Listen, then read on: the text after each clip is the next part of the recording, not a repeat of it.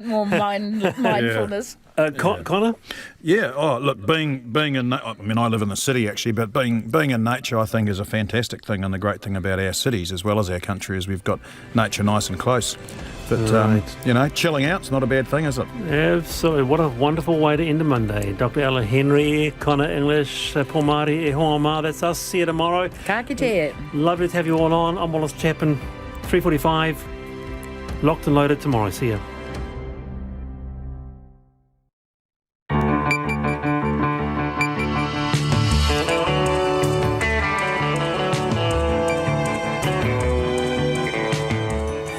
Te whakarongo mai koe ki te reo irirangi o Aotearoa. This is Checkpoint on RNZ National. I'm Lisa Owen. Haere nei, as Afghanistan descends into chaos, the New Zealand government launches a mercy mission to evacuate Kiwis and gives assurances it will help those locals who helped our troops. But the clock is ticking. We talked to an interpreter who says the Taliban will kill him if he doesn't get out.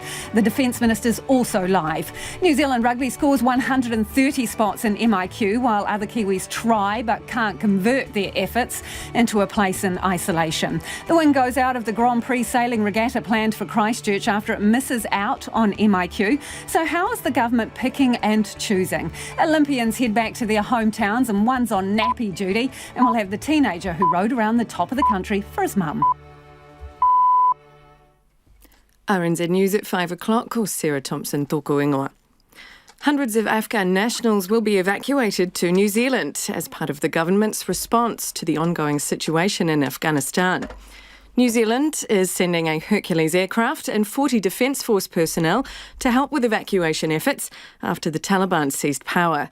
53 New Zealand citizens are expected to be repatriated.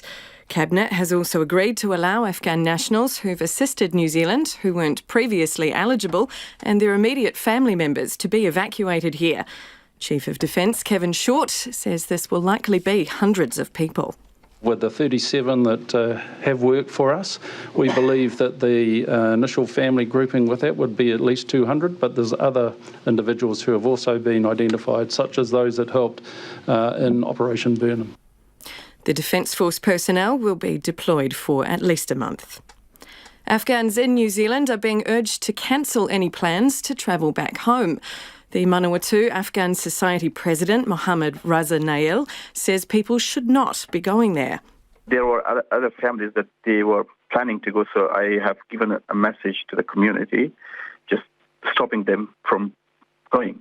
So we have stopped everyone until we have a better picture. Mohammed Nail says Afghan groups have written to the Prime Minister and the Minister of Immigration asking if it's possible to prioritise processing visas for people from Afghanistan. Lockdowns in Melbourne and Canberra have been extended, and New South Wales has recorded a new high in daily COVID-19 cases. World Watch's Max Tau has more. 22 new cases in Victoria, and Melbourne's lockdown, due to end Thursday night, will now go until at least September. A 9 p.m. to 5 a.m. curfew is also back in the city, and its playgrounds have been closed. A lockdown in Canberra will also last until at least September the 2nd, after the discovery of 19 new local cases. There are lockdowns in the Northern Territory, in Greater Darwin and the town of Katherine amid new community transmission. Yet nowhere is more affected than Sydney and New South Wales. A record 478 daily cases and 7 new deaths, with the Premier Gladys Berejiklian insisting the elimination of COVID-19 has never been her strategy. The Ministry of Health is being criticised for failing to provide vaccination data for border workers at an Auckland marina. Tamaki Marine Park is being used to ferry foreign shipping crews out to sea, meaning some workers there are now considered border staff. But the ministry says it can't provide vaccination data, much to the dismay of Otago University professor Nick Wilson. And it should be an absolute priority to have this information. So I just can't understand why this problem is not being sorted. The Ministry of Health says it can't give specific workplace data because vaccination numbers are collated by District Health Board area. You can hear more on this story in Checkpoint shortly. Shots have been fired at a house in West Auckland, and armed police are now searching another property in Mangere, where a gun has been found. The police say they were called to the first house just before 2 this afternoon. The house was empty at the time. Cordons are in place around the second house on Henwood Road in Mangere. The police do not believe it is a random incident. It's 4 minutes past 5. The first batch of New Zealand Olympians have reunited with friends in whānau after finishing 2 weeks managed isolation in Christchurch. The team was celebrated at Christchurch Airport before getting on flights to their hometowns. 3-time gold medalist Hamish Bond says he's looking forward to meeting his third child, who was born while he was in MIQ. He joked he now has a gold medal for each of his children, and he'll be on nappy duties for the next few months. Hamish Bond says he's not too precious about his gold medals, which are normally tucked away in his sock drawer. Now to sport. The Silver Ferns captain, Aotearoa Ekenasio, is leaving the Pulse. Ekenasio missed the entire ANZ Premiership season, firstly taking a break and then announcing she was pregnant with her second child. Ekenasio has been with the Pulse since 2015, but RNZ understands she wasn't offered a contract for 2022. The Pulse have announced that new Silver Fern and former Pulse shooter Tiana Metuaro is returning to the franchise, having spent the past season with the Southern Steel. The former Wallaby and now Tonga rugby coach Tautai Kefu is in a critical but stable condition after a frenzied stabbing attack in Brisbane. The 47-year-old played 60 tests for Australia and was a member of the 1999 World Cup winning side. He's undergoing emergency surgery after 3 people, all understood to be teenage boys, allegedly broke into his home this morning. Police say the trio were armed with knives, a machete and an axe, all of which were used during the attack. The Sail GP round in Christchurch this summer won't go ahead as the competition failed to gain managed isolation facilities for their teams. Sail GP says their application to access spots in MIQ ahead of the round in late January has been declined by the New Zealand government. Sail GP involves national teams in 50-foot foiling catamarans, similar to those used in the 2017 America's Cup in Bermuda. It was set to make its first appearance in New Zealand. And that's the news. Afghanistan overrun. It's the final act, the fall of Kabul. Those who can are leaving. The Taliban takes over. There are massive fears among the Afghan people, for sure. There could be chaos and there could be looting. And what next for Afghanistan's women? Stonings and amputations for the court. This is just such a massive step backwards. Witness History, Morning Report, weekdays from 6 on RNZ National. Now, the short forecast from Met Service to midnight to Tuesday. Northland to Taumaranui and Taupo, including Bay of Plenty. A few showers turning to rain for a time tomorrow, possibly heavy. For Gisborne, Hawke's Bay and Wairarapa, mainly fine today, cloudy periods tomorrow and a period of rain spreading north from late morning. Northwest gales tomorrow, severe about Wairarapa in the morning.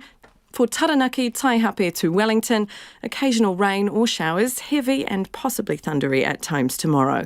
Severe northwest gales about Wellington tonight and tomorrow morning.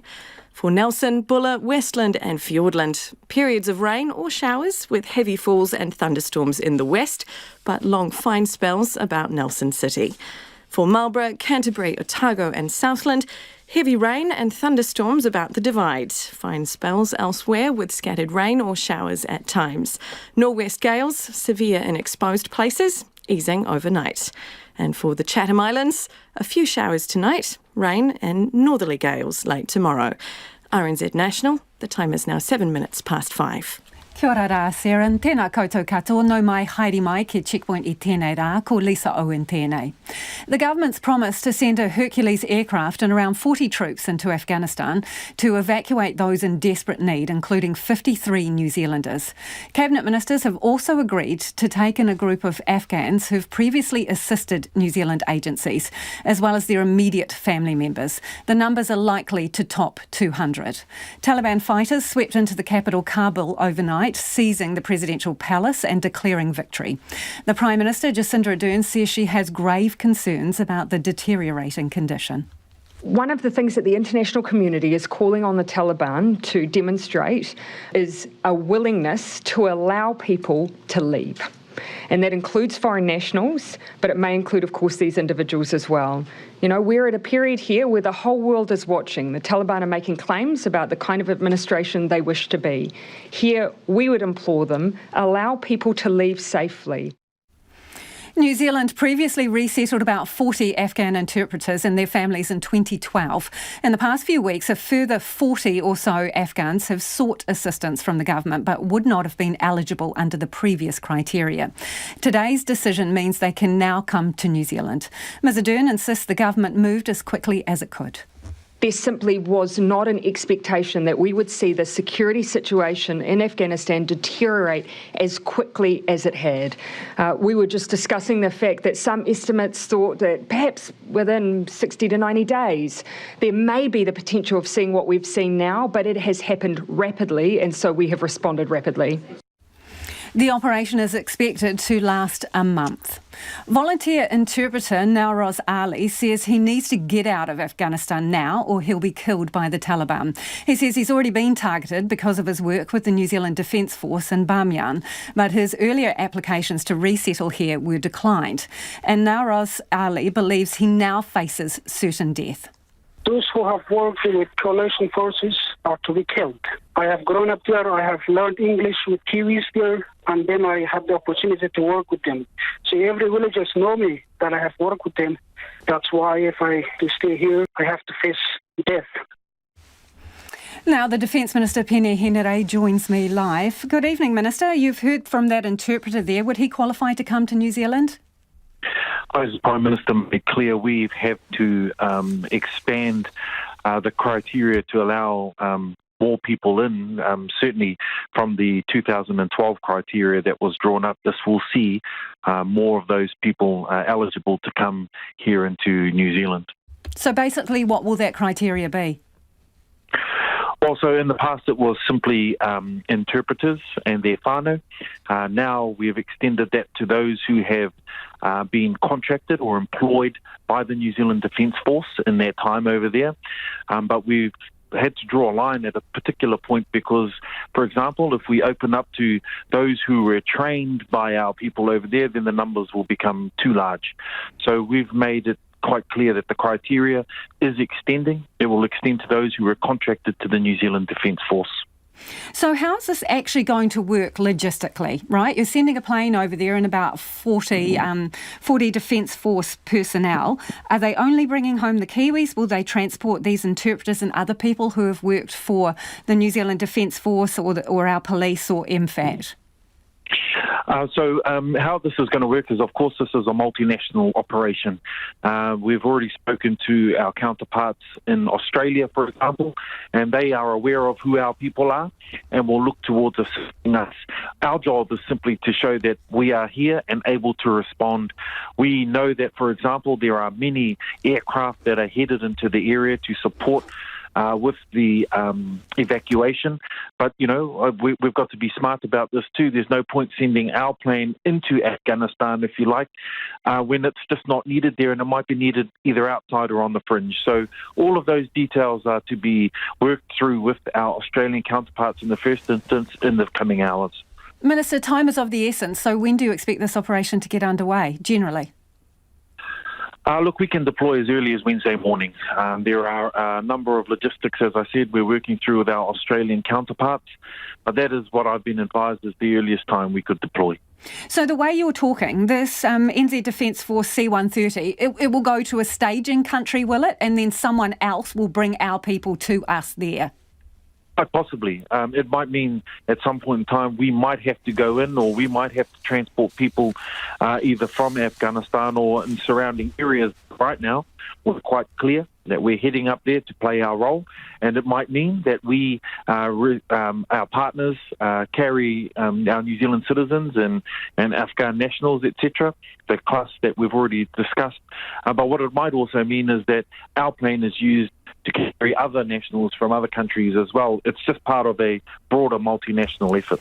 Where will they go?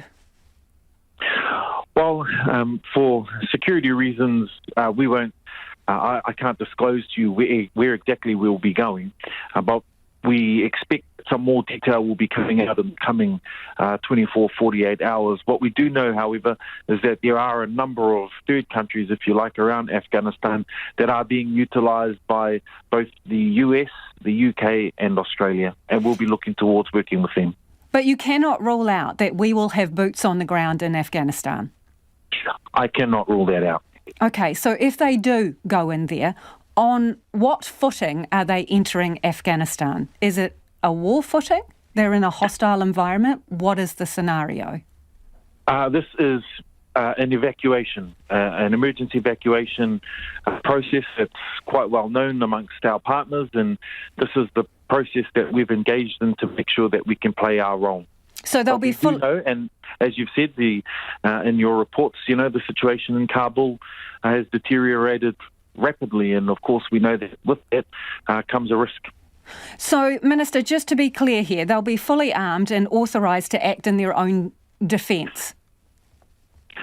I can't disclose that right now, but what I can say is that the approximately 40 people that we'll be sending with our asset is a combination of engineers, medical people, as well as what the Chief of Defence Force described as security, the personnel that will be responsible for the care, not just of other personnel, but of course the asset as well. And the people that you bring back, because potentially there will be hundreds of them, where are they going to go? Because obviously we're in unusual circumstances at the moment with MIQ. Is there a facility that you're setting up to have these people arrive at? So that's the logistics we're working through. My understanding is that a lot of the process work for these people is done in third country. In the meantime, we're looking towards, for those that do pass through that greening process and their entry back here to New Zealand, we'll work on those logistics. At the moment in Cabinet, it was discussed and it was raised, and we have the assurance that we have the facility to absorb those coming. But I must be clear, it's not going to happen in the next 24 or 48 hours. There's some time as they start coming back or coming and entering New Zealand. So does the New Zealand government talk to the Taliban? Are you speaking to them about coming to the country to pick these people up? I haven't spoken to anybody from the Taliban. I can't speak for the Prime Minister, but I can tell you I haven't. Yeah, because the Prime Minister said today that the world is watching the Taliban and they can show the world by their actions the kind of administration they intend to be and to allow people to leave safely now. So I'm wondering what kind of discussions you intend to have with people on the ground about allowing you safe passage and allowing our defence troops safe passage.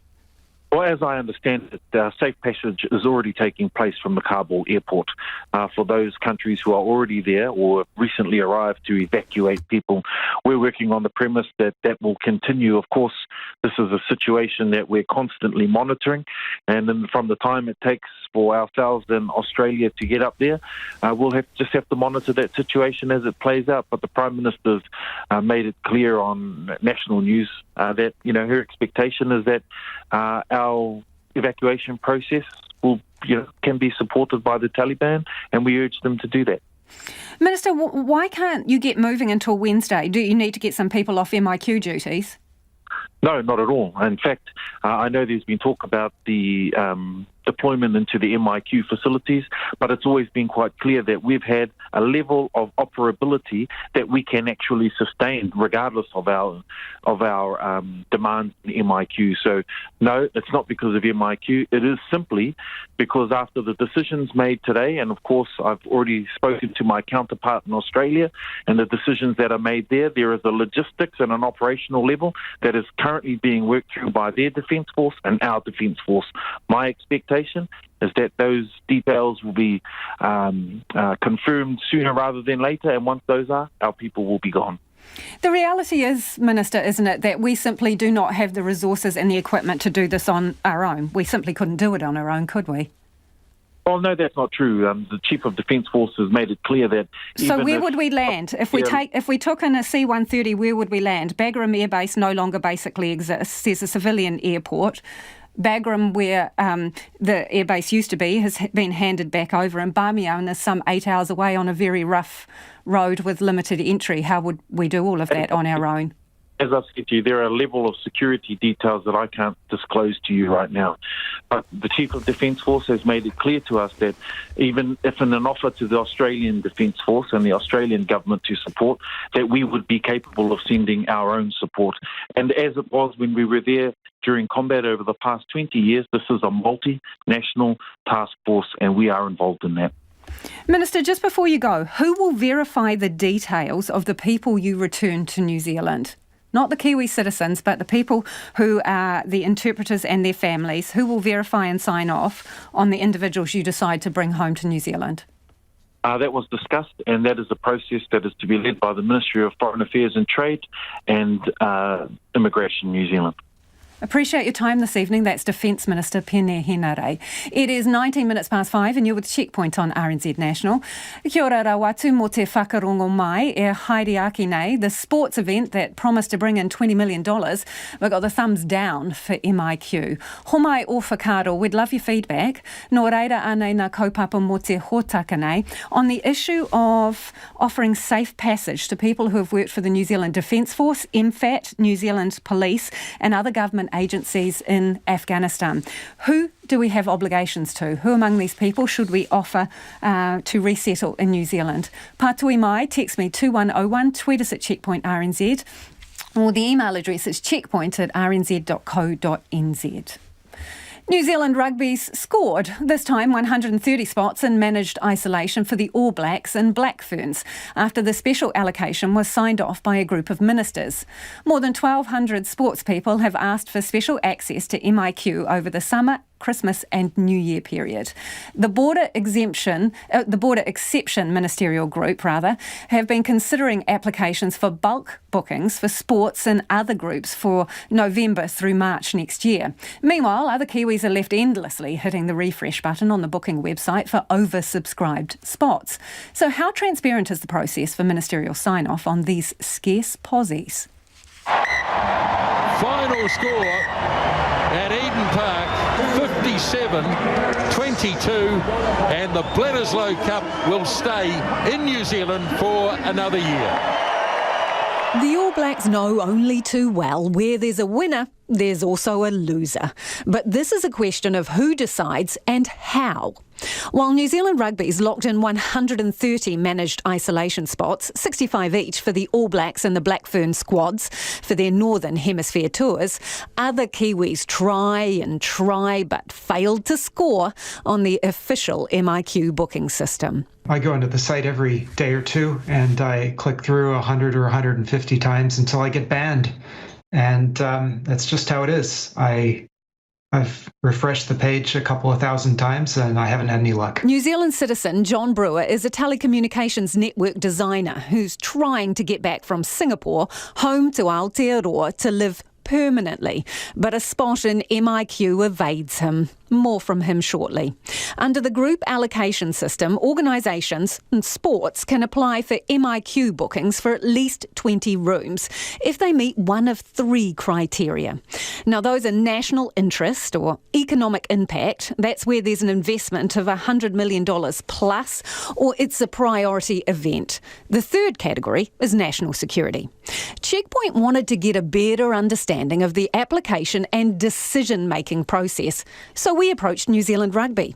It didn't even know which of the three categories its application came under.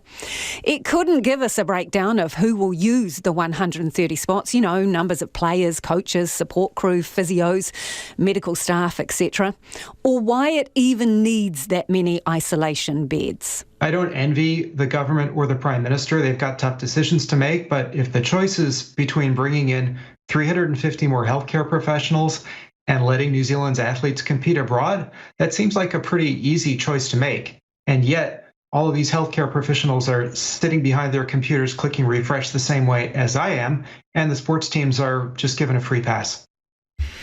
So the Committee of Ministers has approved 130 spots for New Zealand Rugby, and that is over the period of November through March. They can use those spots during that period of time. Is that fair? That's for the All Blacks and for the Black Ferns to go on tour in Europe. Look, what are the government's policy goals? I mean, if their policy goals are staying popular, then okay, they're going to stay popular by allowing the All Blacks and the Black Ferns to tour. Checkpoint was forced to OIA the information about sports applications after MB initially refused to release it. In its OIA response, the ministry said it couldn't provide information about which applications had been approved because they were still being actively considered. That was on August 5th. But the Office of the Sports Minister, Grant Robertson, has confirmed the New Zealand rugby application was approved by the ministerial group, not him, on July 5th, so a month earlier. Look, it seems like some of the things the government is allowing are just a distraction and a terrible use of MIQ capacity when the system is so badly oversubscribed. Which ones do you think are a terrible use of capacity? Oh, I'd say the Dubai Expo is a terrible use of capacity, and honestly, any non-essential travel overseas. Taxpayers have invested $60 million in the Dubai Trade Expo. It's an event in the United Arab Emirates that runs from October through to March next year. The Border Exception Ministerial Group has approved 400 spots in MIQ starting in October for people attending. That group is made up of Ministers Chris Farfoy, Chris Hipkins, Megan Woods, Carmel Sepuloni, Stuart Nash and Willie Jackson. And they have up to 500 MIQ rooms a fortnight they can allocate to groups. In the interests of transparency, Checkpoint wanted to talk to some of the ministers about the decision-making process for sports people. After all, 33 teams or organisations have asked for a total of 1,211 spots between November and March. I think they should be obligated to make this information clear, full stop. It's part of the transparency that we expect from our government. We contacted Stuart Nash's office. A spokesperson told us he's not the lead minister or the spokesperson, and they were not sure if sports is really his thing. Willie Jackson's also on the committee. His office told us he's on the group mainly for a cultural perspective, and we should talk to Grant Robertson, who's also on the group. But the Minister of Sport, Grant Robertson, is not on the group. His office says his role is as an observer and an advocate. Back to John Brewer. Locked into the daily exercise on the MOQ website, hitting refresh, he reckons it's time for the government to refresh its approach to allocating a scarce resource. Maybe people should be scored on a point system. But the government needs to be clear about their goals, and they need to be transparent with any framework that they put in place. That hasn't happened in this situation. How would you rate the government's transparency around this? Oh, just terrible. Well, Checkpoint did invite New Zealand Rugby onto the program, but it didn't respond to that request. While the All Blacks and Black Ferns have locked in their spots in MIQ, the wind has gone out of the sails of Sail GP. The International Sailing Regatta was headed for Lyttelton in January, but they've been denied managed isolation spots. 8 teams were coming, including one headed up by Peter Burling and Blair Tuke. You'll remember them. They won silver at the Olympics recently. Carl Budge is the New Zealand commercial director and says with no MIQ, the event can't come here in January. We've gone through the formal process, and we've got to respect that process has played out. We needed about 170 spots for MIQ. We were happy to do everything as per the current guidelines, so we didn't need any special treatment. We're happy to quarantine for full 2 weeks without access to training or like. But ultimately, there's a lot of demand over that key summer period, and unfortunately, that's made it a bit of a tough one for us. So do you have a clear indication of why your application was not successful? Where did you fall down or fail? We know there's capacity issues, and so unfortunately I think the capacity is a challenge for a number of us at the moment. So obviously there is capacity issues for everyone, whereas other sports teams who applied got approved. So what I'm wondering is, can you say why your proposal wasn't accepted while other sports teams did get theirs approved? Because it is a trade-off. They choose some and not others. So do you know how your application stacked up compared to others? No, we don't. And look, to be honest, we're solely focusing on what our requirements were. we tried to trim as many people as we could to make it as flexible and as achievable as we could, but ultimately there wasn't the space for us during the time period that was required. What was your case? What case did you put forward for these spots? Oh, look, I think the event is a wonderful opportunity for Christchurch. I think Christchurch has had a pretty rough time since the earthquakes, and that they haven't been able to attract major international sporting events. So we were incredibly proud to be able to bring this event to Christchurch, and ultimately give an opportunity for Kiwis who we know love the sport to see a real disruptor and a real world leader in sailing entertainment. So when you make an application for bulk rooms in MIQ, you have to be sponsored by an agency. Who sponsored your application? Yeah, we work through Sport New Zealand, so Sport New Zealand was our agency there.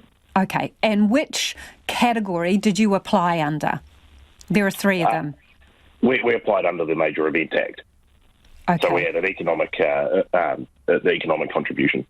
And what did you think your economic contribution would be? Yeah, we've had independent evaluations done that put it at several $1 million.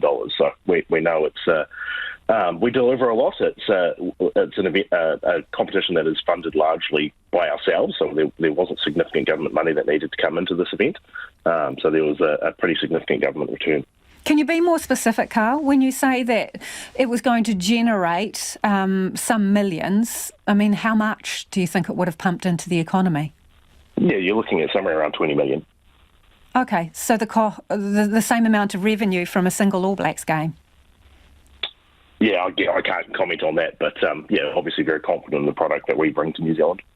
So was that simply not enough?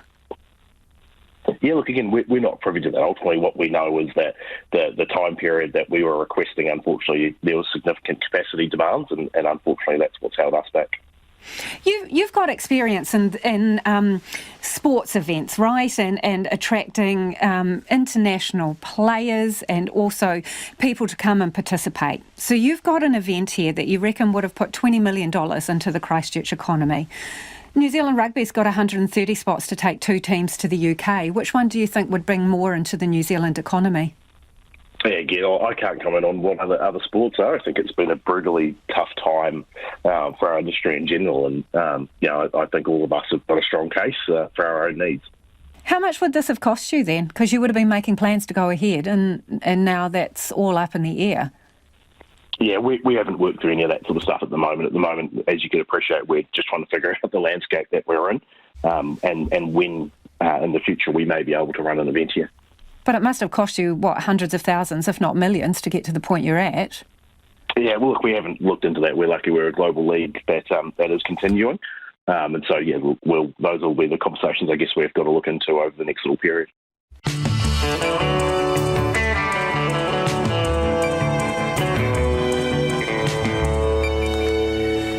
E te iwi e haere aki nei e a checkpoint, the push to get pregnant women vaccinated against COVID-19. An Afghan interpreter calls on the government here to get him out as the Taliban closes in. And a teenager who's rowed 1,000 Ks to raise money for a good cause. Homai o whakaro, we'd love your feedback on anything you've heard on the program this evening. You can text us on 2101, tweet us at Checkpoint RNZ, or you can email checkpoint@rnz.co.nz. It is time now for the headlines. Ko Sarah anō tēnei. Kia ora, Lisa. RNZ News headlines. The Defence Minister says he cannot rule out having boots on the ground back in Afghanistan. New Zealand is sending a Hercules aircraft and 40 troops to help with evacuation efforts after Taliban militants secured control of all major Afghan cities. The Minister, Pini Henare, has told Checkpoint the 40 personnel will be engineers, medical staff and what the Chief of Defence Force described as security. He says the Hercules and Defence Force staff could deploy as early as Wednesday. Prime Minister Jacinda Ardern says she is very concerned about the deteriorating situation in Afghanistan. More than 50 New Zealand citizens and Afghan nationals who've assisted New Zealand and their immediate family members will be evacuated here. Ms Ardern says the operation will last at least a month. Meanwhile, Afghan groups in New Zealand are now asking for the government to consider treating visa applications from the country as a priority. Some Afghans who worked for the New Zealand operations are saying they need to leave immediately or they'll be killed by the Taliban. The Manawatu Afghan Society President Mohammad Raza Nail also says that some people already living here are trapped in Afghanistan after visiting family because of COVID and need to get out now. Australia's COVID-19 situation is getting worse, with lockdowns in Melbourne and Canberra extended, while New South Wales has recorded a new high in daily COVID-19 cases.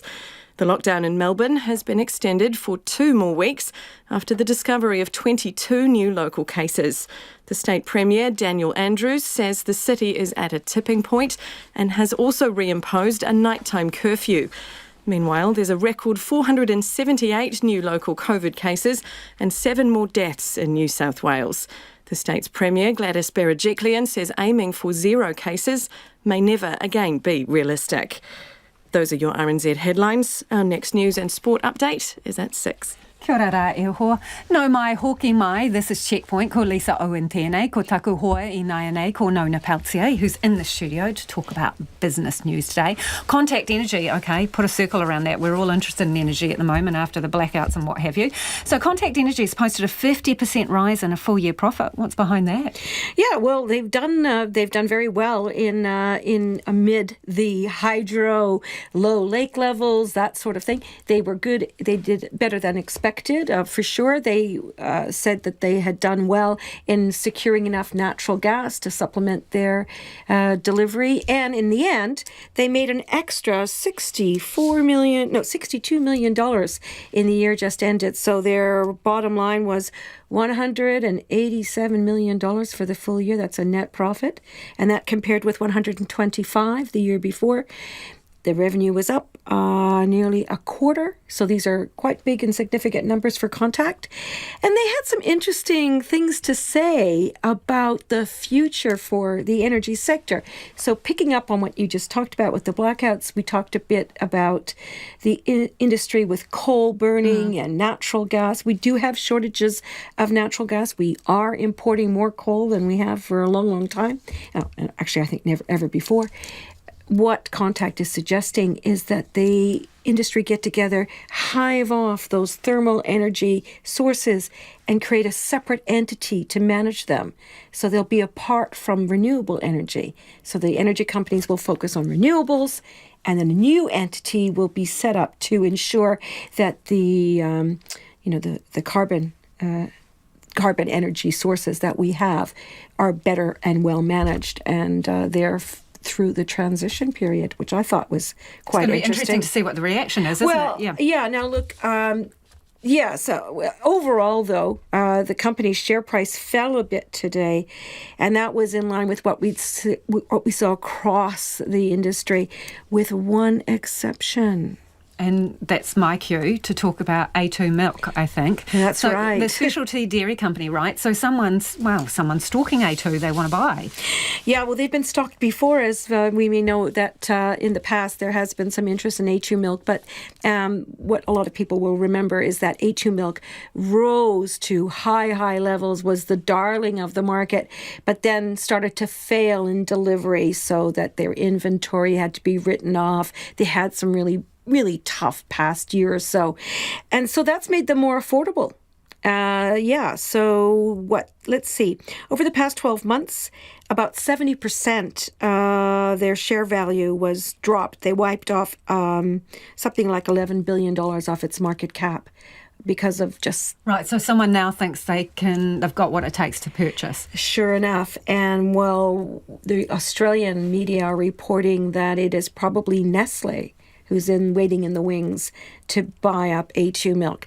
Whether or not they will, it's hard to say, because that would make it a much bigger operation. A2, the intellectual property is what A2 owns. It's hard to say whether or not the New Zealand, that we would be able to sell that as a proper asset. It's hard to say. There's a lot of question marks about the sale of A2 milk to a foreign organization. So we'll see what happens with that. But interestingly, the share price rose 11% today against a market which is somewhat in turmoil. In Asia especially, some of the Chinese data that we've seen is underperforming. The market has taken that as a negative. The situation in Afghanistan, geopolitical turmoil there. And just generally speaking, the Delta variant, there's a number of things. So with that big lead up, what numbers do you bring? I bet you'd wanted to get to that. Well, actually, despite the 11% increase in A2 milk, which is a big player in our market, we fell 1/3% or 44 points down to 12,720. So we're expecting some big news also later this week from the U.S. Federal Reserve on what they're going to do with currency, with the interest rates, which is going to affect the currency. So right now, the New Zealand dollar is holding steady at 70.3 U.S. cents, 95.7 Australian, and 50.7 pence. So it'll be an interesting week on the markets. You'll keep us posted, no doubt. Yeah, and I'm sure we're going to hear more from Contact on their proposal. Thanks, Nona. Nona Peltier with Business News. A public health expert says he's flabbergasted the government can't provide specific vaccination information for a new Auckland border facility. Questions remain over how many workers at Tamaki Marine Park have been vaccinated. It's being used as a transfer zone for shipping crew arriving off international flights or from MIQ. And staff there are now considered border workers. Nick Trubridge reports. This is Tamaki Marine Park. It sits on the Tamaki River in East Auckland. And from here, crews are transferred onto boats that take them out to ships further out at sea. On Friday, there were 2 crew transfers here, one ferried offshore from MIQ after a negative COVID test, and another back into shore to head straight into isolation.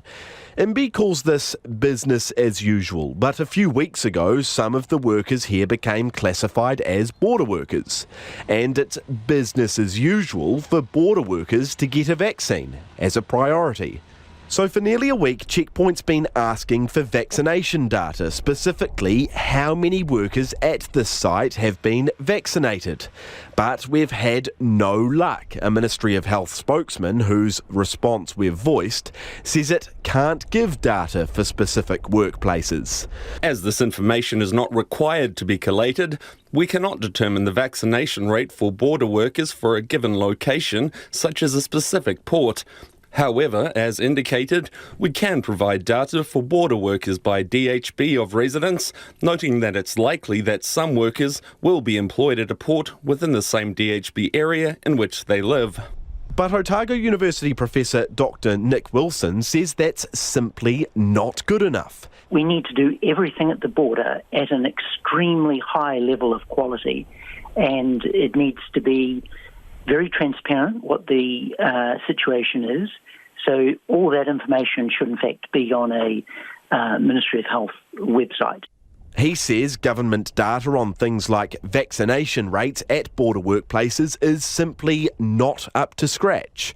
We need to know at each border point, whether it's a port or a airport, what the coverage level of the workers is in terms of vaccination, and what steps are being taken to remedy the problems, which is inadequate vaccination coverage. This is quite a serious problem. And Professor Wilson says keeping vaccination data for each border workplace isn't exactly rocket science. And it should be an absolute priority to have this information. So I just can't understand why this problem is not being sorted. While the ministry says it can't give specific data, Checkpoint understands at least some workers at Tamaki Marine Park were taken for their first vaccination after we started making inquiries last week. However, according to officials, marine crew changes have been operating at Tamaki Marine Park since the 12th of July. Some of New Zealand's Olympians are celebrating with friends and whānau in person tonight after completing their MIQ stint. The athletes and support crew have had to take the long way home from Tokyo, 2 weeks in isolation in Christchurch before they can see loved ones. Today, before getting on a plane back to their hometowns, they were treated to a hero's welcome at the airport. Our cameraman Nate McKinnon and reporter Kim Moody were there. Ladies and gentlemen, I think only fitting that right now we should give a huge round of applause to the most successful New Zealand Olympic team in our 100-year history. The first batch of New Zealand Olympians and team members finally seeing for themselves the support they've had at home. Fresh from a 2-week stint in MIQ, the athletes were reunited with friends and whānau for the first time in weeks. They were greeted by some very excited children from Harewood Primary School who were given the morning off to meet their heroes and have a close look at their medals. Even if they didn't win medals, they just tried their best, and that's really cool. I watched trampolining, and I want to meet Dylan Schmidt and Maddie Davidson. I watched most of the equestrian events. Is this making you guys want to get into more sports and things? Yeah, definitely. Probably to try some more horse riding and like jumping and things. I want to start rowing. For the athletes, there were books, rugby balls, headbands and casts thrust before them to sign. 3-time gold medalist Hamish Bond is looking forward to getting home to meet the newest member of the family. His third child was born while he was in MIQ. There's the odd thing on the calendar, but no, mainly just catch up on a few nappies. I think I'm down probably down a few at the moment, so carry the can there for a little bit and just try and take some of the load off my wife. With the success of the men's 8, he's now got a third gold medal to add to his collection at home. My wife joked that I needed to win because I needed one for each of them, so lucky to get the third one. Are you protective over them? No, I'm not. I mean, I understand why people are, but no, I think you just got to get the first ding in it, and then you're kind of keeping it pristine. So my other two are, they just don't know they're gold medals, but they've got a bit of character. Bond says it was an Olympics to remember, and COVID precautions were always on his mind. The overall vibe was similar. I guess it was just that era of caution over everything, obviously. Masks are pretty, not just on your face, but in your face in terms of just always a constant reminder of the conditions that we were competing under. The Governor-General, Dame Patsy Reddy, acknowledged the hurdles the athletes faced at a unique Olympics. The challenges even to get to these Olympic Games were formidable, and the strict conditions imposed on you due to the pandemic doubtless made your experiences like no other games. That made your performances all the more remarkable. Dame Patsy said she didn't want to single anyone out, but she paid tribute to 17-year-old Erica Fairweather, who blazed to the finals in the 400-metre women's freestyle. And also, I want to mention our dominance in rowing and kayaking, and of course, rugby sevens. How special. You were phenomenal. And how special was it that over half our medals were won by women? A successful Olympics these athletes will savour for years to come. The second group of Olympians will be released from managed isolation on Sunday, and the final group will be out in just over a week's time. It is 13 minutes to 6. I'm Lisa Owen and you're with Checkpoint on RNZ National. And Muriaki ina Pitapita kōrero after the news at 6. We'll hear from an interpreter who worked for the New Zealand Defence Force and wants to resettle in New Zealand. The chaos unfolding in Afghanistan presents a sombre chance for reflection on New Zealand's involvement in that country. 2 former Ministers of Defence have told RNZ Afghanistan is very different from a decade ago. And as Jake McKee reports, refugees who've since settled in New Zealand fear for the safety of those they've left behind. For some Afghan refugees in New Zealand, the place they once called home is feeling much further away than ever before. Manawatu Afghan Society President Mohammed Razanayel moved here with his family in 2018 to reunite with his sister, who was granted refugee status in 2015. He says the emotional toll is already heavy. To be honest, last night when I heard that the Kabul, the capital, has collapsed, and I cried. My wife cried with me. Mr. Nayal spoke to a friend in Kabul who had been trying to get a visa from the Pakistan embassy so he could evacuate the country.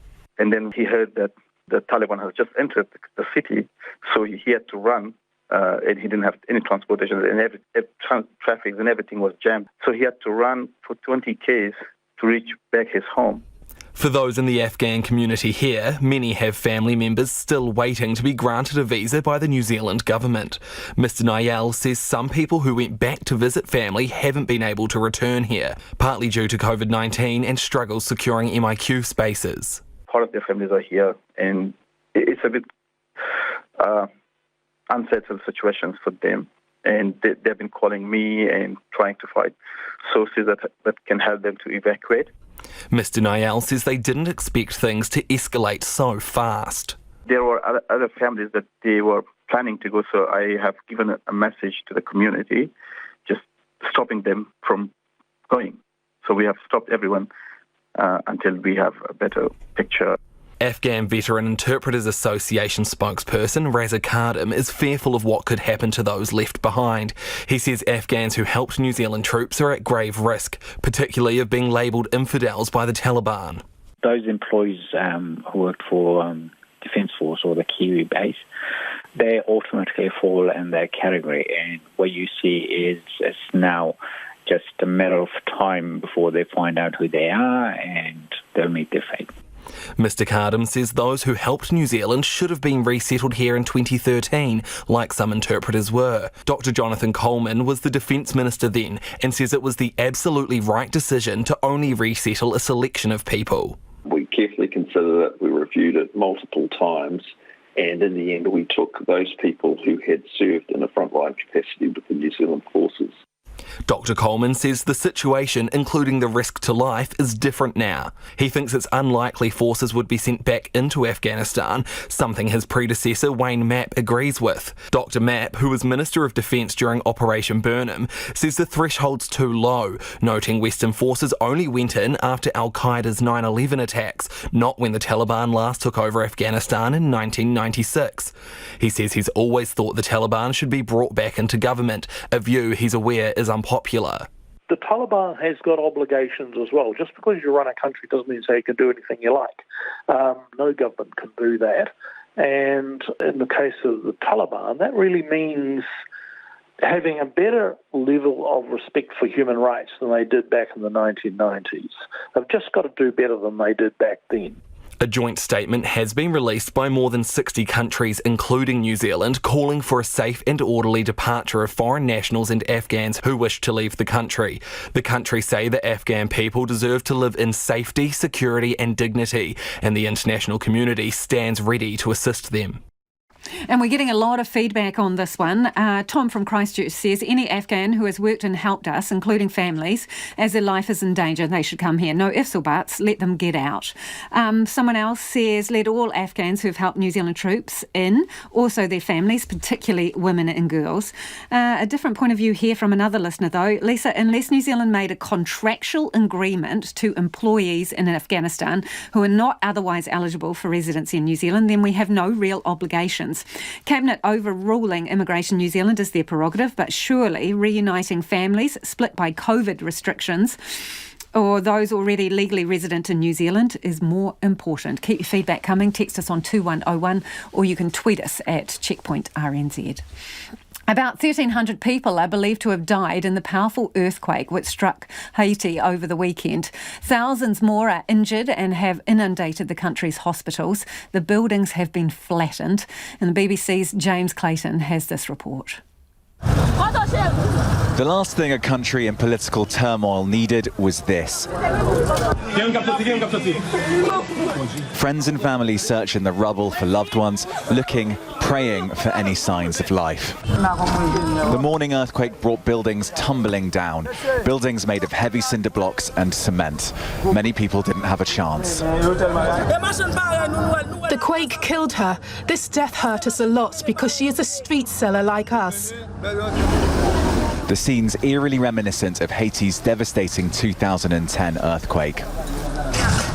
This area is remote and many of the injured are being tended to in makeshift emergency treatment centres. We cannot provide an assessment yet because the situation is very critical. We have to mobilise and divide the resources of the hospital. The president has declared a state of emergency. However, the previous president was assassinated only last month, and some worry that Haiti's turbulent political situation makes the country poorly placed to handle a humanitarian disaster on this scale. Pregnant women are being encouraged to get vaccinated against COVID-19 amid warnings they are more at risk of getting seriously ill. Mums-to-be are part of Group 3, so are already eligible to get the jab, but some are worried about the possible side effects. But as Christine Ravoy reports, experts say there's robust evidence the vaccine is safe and effective. Hamilton mother-to-be Rosemary is in the final trimester of her first pregnancy. She says being pregnant during the pandemic has been challenging at times. Breathing through a mask. We did have special masks made, so I have one that says I'm the mama, and my husband has one that says I'm the daddy. But she's also grappling with whether or not she should get vaccinated. If I get sick, will my baby get sick? Does it cross the placenta? Is it going to have any developmental impacts for her? I was so late in the pregnancy that I didn't want to add any potential side effects from the vaccine to how I was feeling at 9 months pregnant already. But across the world, experts are calling for pregnant women to get jabbed, as both the US and UK sees record numbers of pregnant people admitted to intensive care with COVID-19. Auckland-based Dr. Mary Nolan of the Immunisation Advisory Centre says COVID-19 presents real dangers for mothers-to-be, including premature births. The infants born preterm to mothers with COVID-19 need neonatal intensive care. This is 3 times higher than the normal rate. There's also evidence in cases of severe COVID-19 of damage to the placental damage, particularly in the blood vessels and supply of the blood. And whilst there's currently COVID-19 in the community here, immunisation expert Professor Nikki Turner says pregnant women shouldn't delay getting their injections. Some people may still prefer, out of an emotional sense, to delay it till the 2nd and 3rd trimester, but there's no science behind that. That's just our emotional sense, particularly if somebody's not at high risk. You don't want to delay it for too long, because quite honestly, particularly with the new variants in New Zealand now, there is a high risk that COVID could come back into New Zealand at any stage. University of Otago Professor Nick Wilson says pregnant women with concerns about the COVID-19 vaccine should talk to their doctor or another health practitioner. COVID is such an important issue that nearly every dimension should be covered, and we want to have very high vaccination coverage. So if pregnant women have concerns about things like vaccines, they do need expert advice and reassurance. So it would make sense to have all that information as available as possible. The global report shows there's no increased risks of miscarriage for people who have received at least 1 dose of the vaccine before the 20-week mark. Queenstown Council's been left scratching its head over how its lake has been stained neon green. The neon green water has flowed down a creek through town, snaking its way through central Queenstown and into Lake Wakatipu. Anei te kairi poata a Tess Brunton.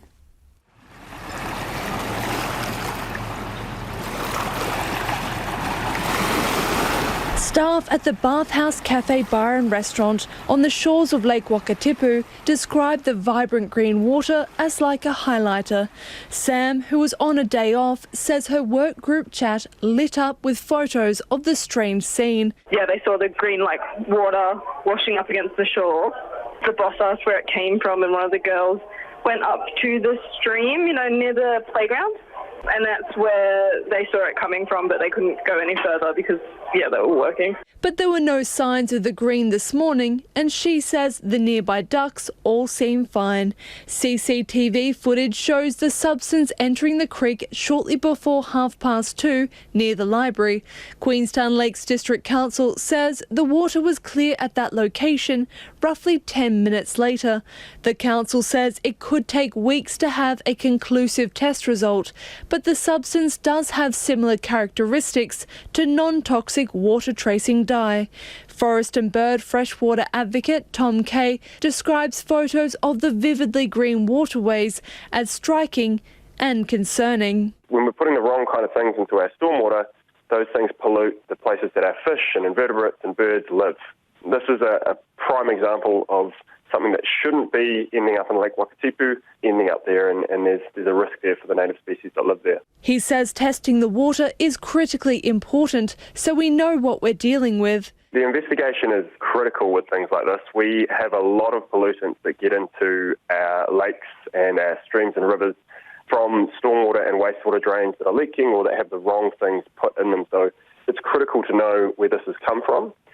I'm hopeful that it's not going to have an ongoing effect, but we just have to wait and see what that investigation finds out. Tom Kay says it's a prime example of why Aotearoa needs to improve its stormwater and wastewater treatment. Potentially an example of how antiquated our systems have become. So overseas, countries are looking at treating stormwater in the same way that they treat wastewater because there can be serious pollutants in it. And in New Zealand, all our stormwater just runs straight down into a stream or into a lake, into the ocean. We need to do much better. The Otago Regional Council says it's too early to speculate whether the bright green substance did any environmental damage, and it will decide on its next steps after receiving test results back. Niwa freshwater ecologist Tracy Burton says testing is the only way to confirm the source, but it appears it could be rhodamine dye, which is commonly used to determine the direction, flow and transport of water. It's also been used by plumbers to determine where leaks are in pipes. If that's confirmed, she says it is approved for use in water. And let's get to some of your feedback before 6. So many of you getting in touch about MIQ and approvals for group bookings, including sports teams like the All Blacks and the Black Ferns. This person says one rule for some elite, another for the bulk of the population certainly will not help the government's popularity. The majority have done what has been asked of them, but we need a few rewards, says Kevin. Another listener says, I work in health where we're desperate for GPs and nurses. Sports should be low in the priority list compared to this. Another person says, I don't think the All Blacks and Black Ferns should be going on tours to Europe in these tough times. The end of year tour for the ABs is just an extra jolly. RNZ News at 6 o'clock. Ko Sarah Thompson tōko ingoa. The New Zealand and Australian governments are urgently finalising the details of a rescue mission to evacuate hundreds of people out of Afghanistan. Afghan nationals who helped New Zealand's military will be brought back here, as well as their families. 53 New Zealanders will also be evacuated after the Taliban seized power overnight. The Defence Minister, Pini Henare, told Checkpoint the mission is part of a multinational operation. There are many aircraft that are headed into the area to support the evacuation. There's no point sending our plane into Afghanistan when it's just not needed there, and it might be needed either outside or on the fringe. So all of those details are to be worked through with our Australian counterparts in the coming hours. The Minister says a Hercules aircraft and 40 Defence Force personnel could leave as early as Wednesday morning. Volunteer interpreter Nawraz Ali says he needs to get out of Afghanistan now or he'll be killed by the Taliban. He says he's already been targeted because of his work with the New Zealand Defence Force in Bamiyan, but his early applications to resettle here were declined. And Nawraz Ali believes he now faces certain death. Those who have worked with coalition forces are to be killed. I have grown up there, I have learned English with Kiwis there, and then I have the opportunity to work with them. So every villagers know me that I have worked with them. That's why if I stay here, I have to face death. Kabul's streets were deserted a day after Taliban insurgents took over the Afghanistan capital without a fight. But the airport was jammed with hundreds of civilians trying to flee. Much of the top end of Australia's Northern Territory is now in lockdown after a traveller from Canberra tested positive for COVID-19 in Darwin. The ABC's Jade Toomey reports. Greater Darwin and Katherine will be under strict stay-at-home orders until 12 p.m. on Thursday, with schools and non-essential businesses closing. It comes after a man in his 30s who left hotel quarantine in Sydney and flew to Darwin via Canberra tested positive after travelling to Katherine for work on what the NT calls a Day 17 test. The NT Chief Minister Michael Gunner is warning Territorians against panic buying. Panic buying is stupid. But there's already a rush at top-end grocery stores. Meanwhile, lockdowns in Melbourne and Canberra have been extended for 2 weeks. A health expert says global reports showing that a record number of pregnant women being admitted to intensive care with COVID-19 is concerning. Dr Mary Nolan of the Immunisation Advisory Centre says this reflects the rising prevalence of the virus in the world. She says COVID presents real dangers, such as premature births for mothers-to-be. The infants born preterm to mothers with COVID-19 need neonatal intensive care. This is 3 times higher than the normal rate. There's also evidence in cases of severe COVID-19 of damage to the placental damage, particularly in the blood vessels and supply of the blood. Dr Nolan says pregnant women with COVID are more likely to require ventilation. The health watchdog has criticised a midwife for a series of failures that led to a young woman losing her baby. The Deputy Health and Disability Commissioner says the midwife didn't keep accurate records throughout the woman's pregnancy and didn't follow up warning signs of possible complications. Te Aotearoa Rolleston reports.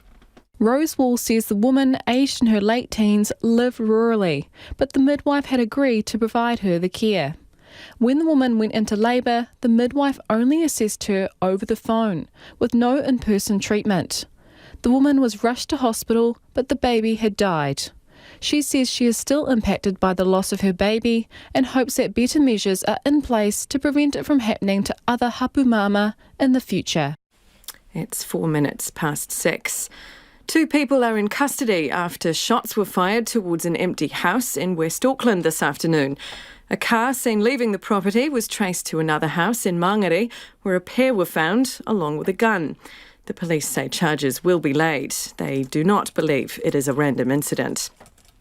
The first group of New Zealand Olympians have been reunited with friends and whānau. After a 2-week stint in Christchurch-managed isolation, they were celebrated at the airport before getting on flights to their hometowns.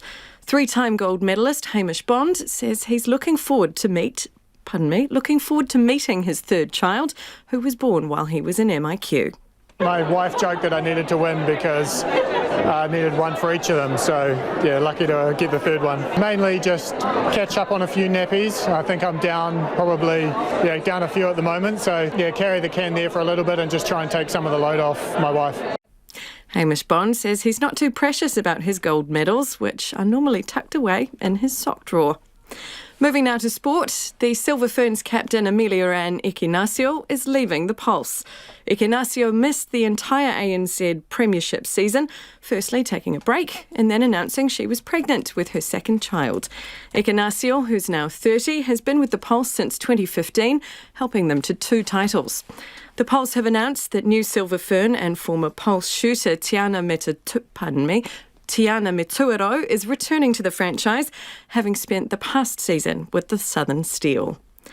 Roger Federer will miss the upcoming US Tennis Open and be sidelined for many months because he needs more knee surgery. An operation the Swiss great says will give him, quote, a glimmer of hope he can resume his career. Speaking on a video posted on social media, the 40-year-old 20-time Grand Slam winner said doctors told him he would need surgery on the knee that he injured again during the grass court season. He says he'll be on crutches for several weeks and then also out of the game for many months. I am realistic, don't get me wrong. I know how difficult it is at this age right now to do another surgery and try it, but I want to be healthy and I'll go through the rehab process, I think also with a goal while I'm still active, which I think is going to help me during this long period of time. The German football legend Gerd Muller has died at the age of 75. Muller scored the winning goal for West Germany in the 1974 World Cup final against the Netherlands. And that's the news. Tonight on Nights, Glenn Harper's At the Front Line. It's the name of his new book of images of New Zealanders in the Second World War, many never published before now. This week's cultural ambassador, Paul Barrington, shares another wonder or two from the world of electronic music. Dover Samuels looks back on his career in Māori politics with Mihi Narangi Forbes. And Shannon Byrne brings the sport all the way from Darwin on Nights with me, Brian Crump, after the news at 7 on RNZ National. Now the short forecast from Met Service to midnight Ratu Tuesday. Northland to Taumaranui and Taupo, including Bay of Plenty. A few showers, turning to rain for a time tomorrow, possibly heavy. For Gisborne, Hawke's Bay and Wairarapa, mainly fine today. Cloudy periods tomorrow and a period of rain spreading north from late morning. Norwest gales tomorrow, severe about Wairarapa in the morning. For Taranaki, Taihape to Wellington, occasional rain or showers, heavy and possibly thundery at times tomorrow. Severe norwest gales about Wellington tonight and tomorrow morning. For Nelson, Buller, Westland and Fiordland, periods of rain or showers with heavy falls and thunderstorms in the west, but long fine spells about Nelson City. For Marlborough, Canterbury, Otago and Southland, heavy rain and thunderstorms about the Divide. Fine spells elsewhere with scattered rain or showers at times. Norwest gales, severe in exposed places, easing overnight. And for the Chatham Islands, a few showers tonight, rain and northerly gales late tomorrow. You're with RNZ National. It's now 8 minutes past 6. Nā mihi, Sarah. No mai hoki mai. This is Checkpoint. Ko Lisa Owen tēnei. An Afghan volunteer interpreter says helping the New Zealand Defence Force will cost him his life if our government doesn't get him out now. Nawroz Ali, who worked alongside Kiwi forces in Bamyan province, fears the worst if he's not part of an emergency evacuation being staged by the New Zealand Defence Force. Taliban fighters have taken control of all major Afghan cities, sweeping into the capital Kabul overnight, seizing the presidential palace and declaring victory. Nawroz Ali has made multiple applications to resettle in New Zealand and is hopeful the work he's done will be enough to get him on the Hercules being sent in to rescue people. I have worked with New Zealand Defence Force. I have been engaged with them. I have worked with them. So, as a result of my involvement with the New Zealand PRT, my life got in danger, and we cannot live anymore in Afghanistan because those who have worked with coalition forces, with NATO, according to Taliban ideology, they need to be killed. And we are the main target of them.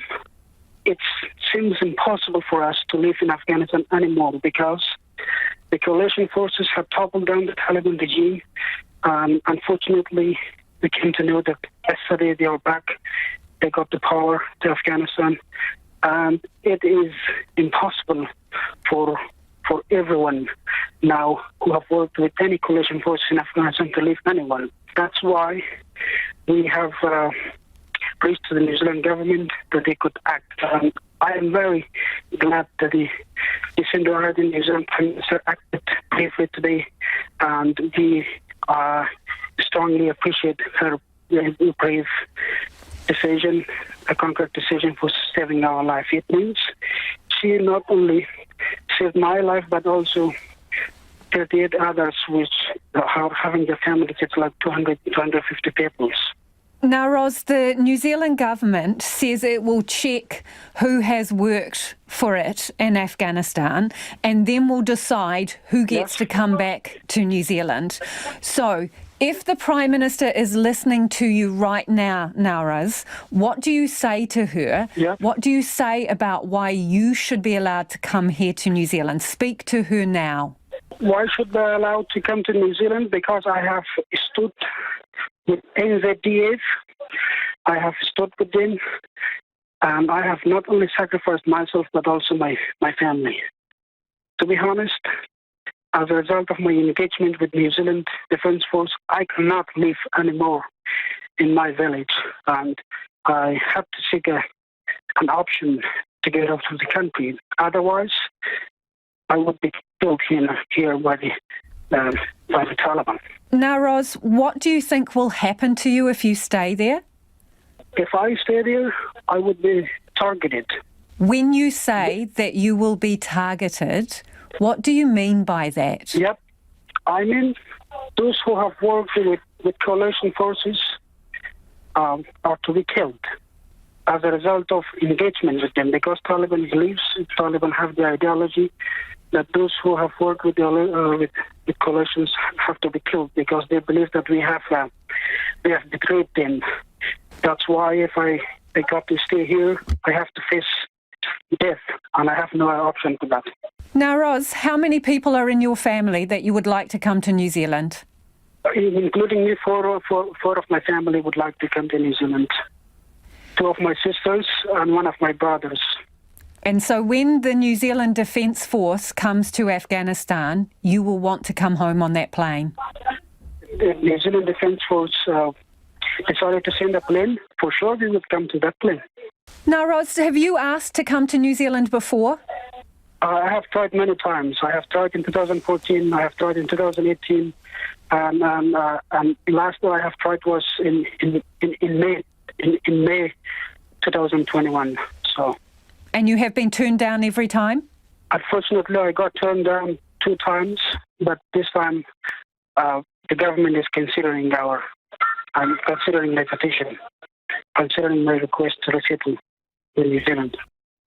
And that's Nawroz Ali, an interpreter in Afghanistan.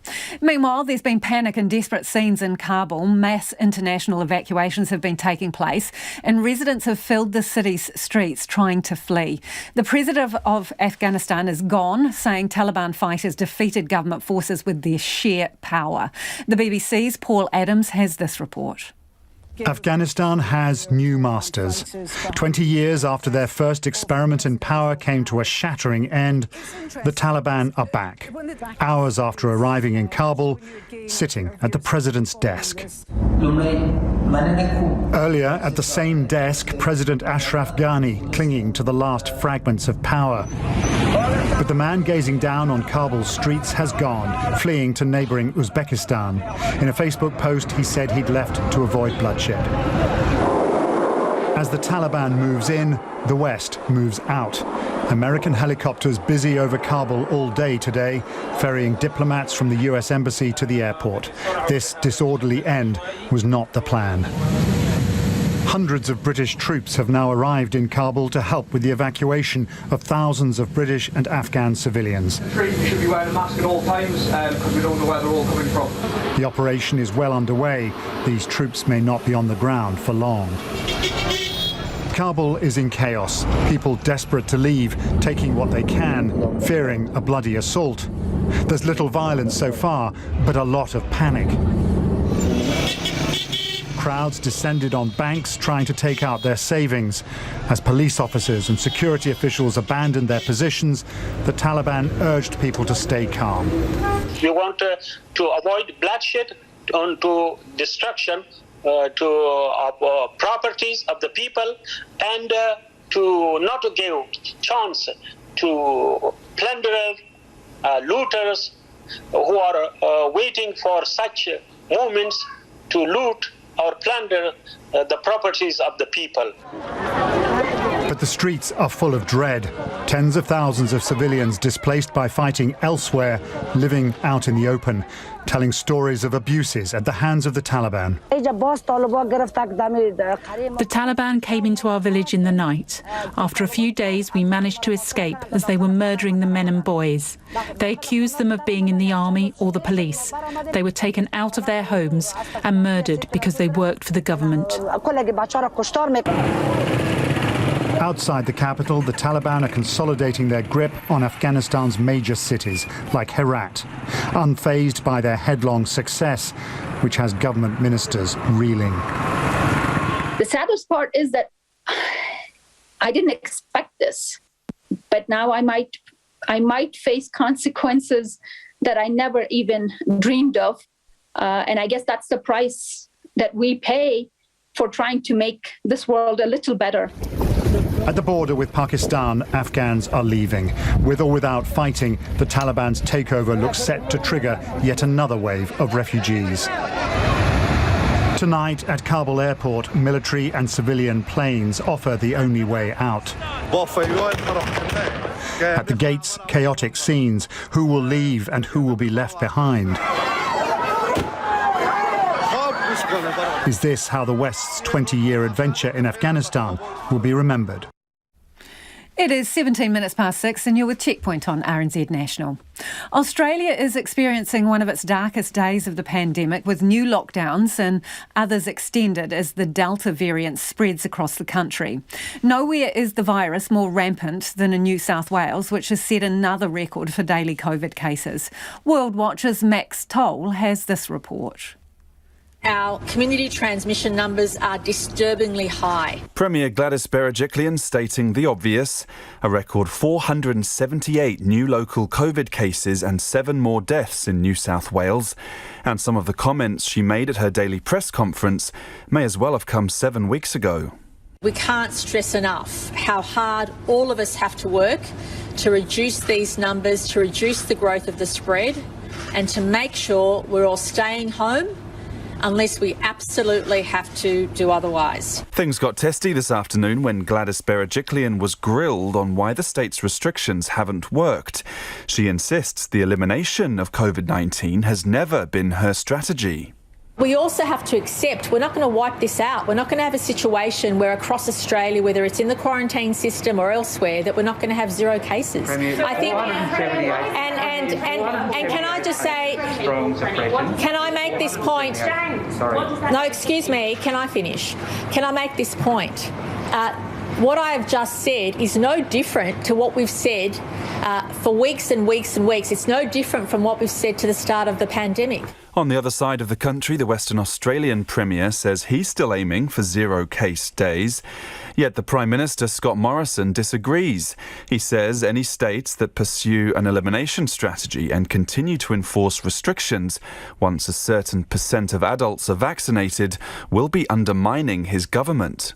What happens in Phase B when you hit 70%, which is based on the best medical and economic advice available to all leaders in Australia. The Doherty Institute, working together with all the state and Commonwealth treasuries, made it very clear that once you hit those levels, it is neither in our health or economic interests to be going down that path.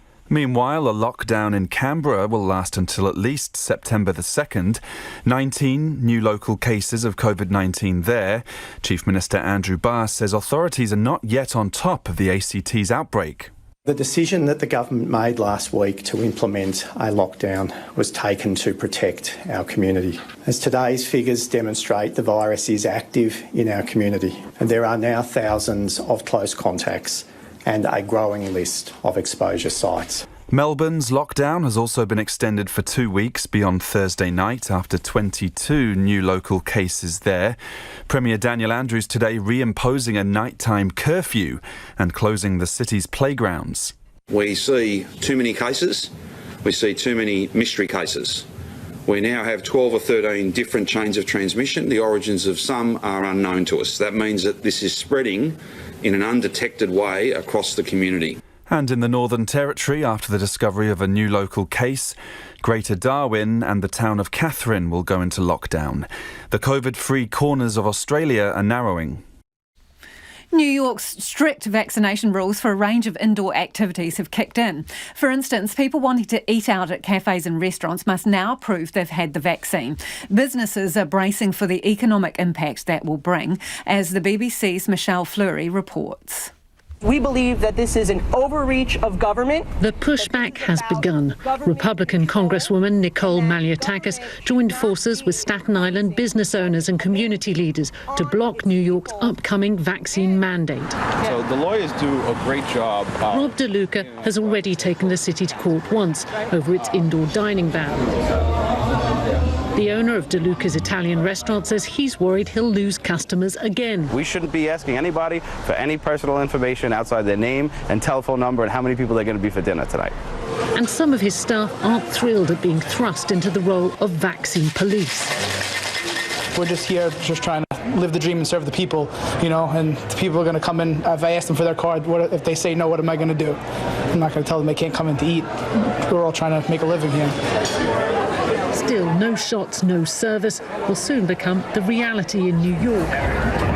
The city's mayor, Bill de Blasio, is requiring that people prove they are vaccinated if they want to eat indoors, work out in gyms and attend performances. But if you're unvaccinated, unfortunately, you will not be able to participate in many things. That's the point we're trying to get across. It's time for people to see vaccination as literally necessary to living a good and full and healthy life. Some private companies had already started to ask for vaccination proof on their own. To keep members and staff safe, Equinox, the high-end fitness chain and owner of SoulCycle, was an early adopter of the policy. Thank you. We surveyed our community. We surveyed our members. We surveyed our employees. And what we learned from the members at Equinox, about 96% had already been vaccinated. And we also learned that there was overwhelming support for a vax mandate. New York is the first major US city to introduce a mandate like this. Since then, officials in LA and San Francisco have begun weighing similar policies. The scope of New York City's vaccine mandate means a significant burden is being placed on companies. Some are reluctant. They see it as a policy that could limit their clientele. Others, though, see it as a way to keep customers coming back. One of the most legendary international footballers of all times, Germany's Gerd Muller, has died at 75. He was a prolific attacker and still holds the record for goals scored in Germany's top division. The BBC's Andrew Savage reports. Gerd Muller's great gift was the ability to score goals, often out of nothing, nearly always from inside the penalty area. Small, stocky and strong, he could twist and turn away from defenders, creating space for a shot which was consistently accurate. He was a goal machine for club and country, a record 365 Bundesliga goals, including 40 in 1971-72, a tally only beaten last season by Robert Lewandowski. Nicknamed Der Bomber, his strike rate of 68 goals in 62 internationals for West Germany is nothing short of remarkable. He was at his sharpest in the 1970 World Cup in Mexico, the goal that knocked out defending champions England, one of 10 that won him the Golden Boot. Muller helped his country win the European Championship 2 years later, but his crowning glory came on home soil. Muller, and again, 2-1. The winning goal against the Netherlands in the final of the 1974 World Cup. Muller retired from international football soon after, at the age of just 28, eventually becoming a coach at Bayern Munich. But he will always be remembered as one of the greatest goal scorers the game has ever known. A teenager has completed a mammoth feat, rowing 1,000 kilometres around the top of New Zealand. 19-year-old Ben Mason spent 3 weeks at sea raising more than $20,000 for the Breast Cancer Foundation. It's a cause close to his heart after it took his mum's life when he was just 6 years old. Reporter Louise Tanuth and camera operators Marika Habazi and Nick Munro were there to see him reach dry land. Exhausted but triumphant. Ben Mason just moments after clocking 1,000 kilometres in his rowing boat at Half Moon Bay Marina in Auckland. He spent 20 days battling high seas, gale force winds, heavy rain, blisters and back pain for this moment. It's awesome to get it done, so yeah, definitely worth it. The journey started at Half Moon Bay up to Cape Brett and back again, covering about 50 kilometres a day to reach the grand total of 1,000 kilometres. The coastal rowing boat is far heavier than typical rowing boats. He admits it was a huge challenge mentally and physically. The hardest part was probably getting out of bed. So you wake up and the clock's reset. You just got to go again. But it's really, all it is like you wake up, row a few hours, eat, row, and then sleep. It's all for his mum, who died 13 years ago after losing her battle with breast cancer.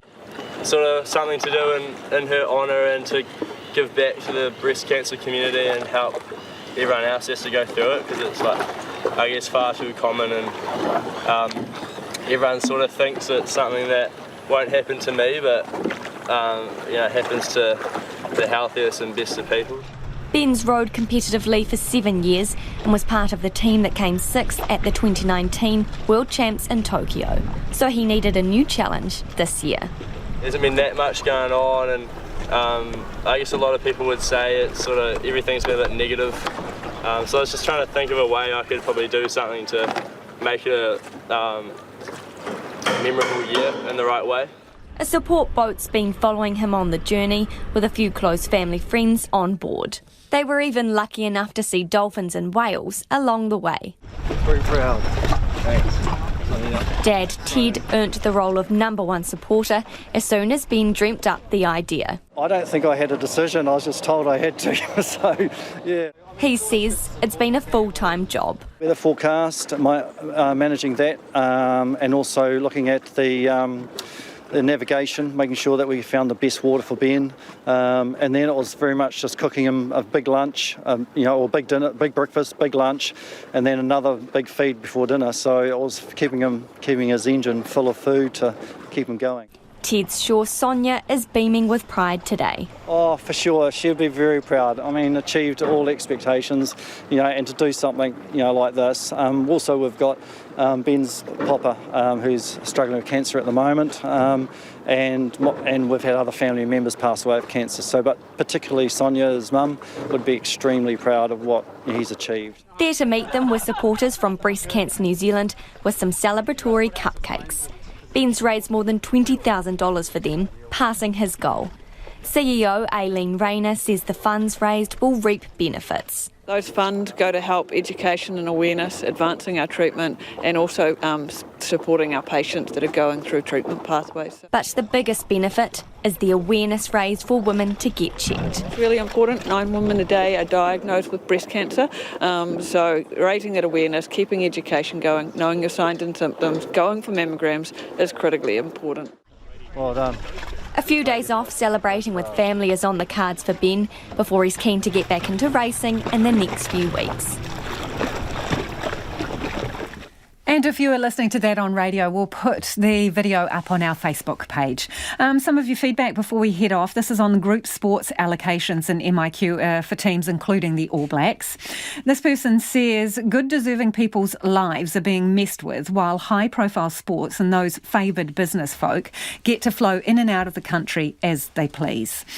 Another listener says they are professional sports players and their trip is therefore a business trip. They should not be prioritised over essential workers such as nurses, doctors, farm workers and teachers. There are thousands of New Zealanders who were caught overseas through no fault of their own who cannot get home, and letting a group of sports people who choose to travel against a clear directive from the government to stay home jump the queue is totally wrong, says Leslie. Another person says they've been separated from family for more than a year. They would have liked to have got together to see everybody at Christmas, but go on to say, imagine how we feel when it appears sporting groups, et al., can come and go as they please. One rule for some elite, another for the bulk of the population. On the subject of bringing home people from Afghanistan, Lindsay says we should bring home these people to New Zealand. They worked for us at great risk to themselves to help our defence forces. All their families should be brought as well as they are in danger. Nights and lately, we'll take it from now. Ko te kaupapa tuatahi Popo first up tomorrow with an Afghan interpreter who's fled to the mountains to escape the Taliban. RNZ News headlines at 6:30. Ko Sarah Thompson tōku ingoa. The Defence Minister has told Checkpoint the evacuation of New Zealanders and locals from Afghanistan will be part of a multinational operation. Much of the top end of Australia's Northern Territory is now in a COVID-19 lockdown, following the extension of lockdowns in Melbourne and Canberra. A health expert says pregnant women with COVID are more likely to require ventilation and they need to get immunised. And the first group of New Zealand Olympians have been reunited with friends and whānau following 2